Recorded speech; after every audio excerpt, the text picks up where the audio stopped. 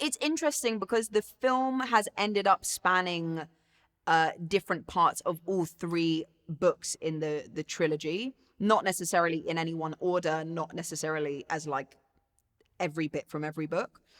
But this script has ended up encompassing actually more of the world than I think one would assume. And I think because so much in the book is descriptive of the noise, because we're able to do that in an audio-visual way, I think it's helpful having that, because you're able to tell the story probably in a more condensed way, because the noise does so much of the work that the book has to do in a narrative way.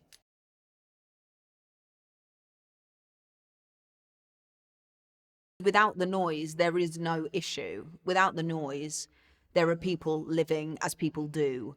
And within this story, it's the noise that forms any sort of contention. It's the disparity with men and women having noise and not. That is the sort of history of New World, and it's a massive issue for Todd and Viola to overcome. So really, with the noise had to be intense, like it's an intense part of the experience of chaos walking.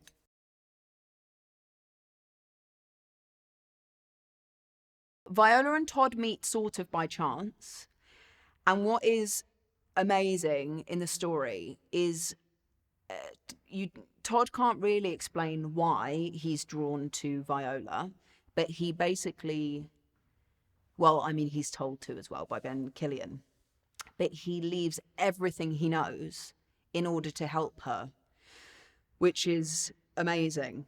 And that I think is why we did the additional photography too, because it's a challenging relationship to make work, because there has to be like a pull, but also you have to understand why they stay together. And obviously he's super helpful to Viola, so it's clearer that way.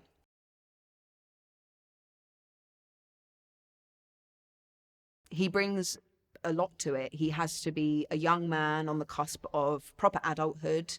He has to make the audience understand why he's with Viola. And a lot of that, honestly, and it's in the trailer, a lot of that is his relationship with Manchi. Like, he loves his dog so much, and it's wonderful. I remember someone saying it on set when we were filming.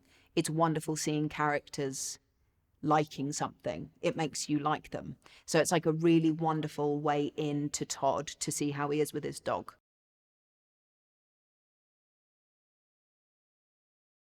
I think Chaos Walking serves a broader audience in that it's the thing that you always hope from sort of bigger action films, is that there's like a real heart to the story.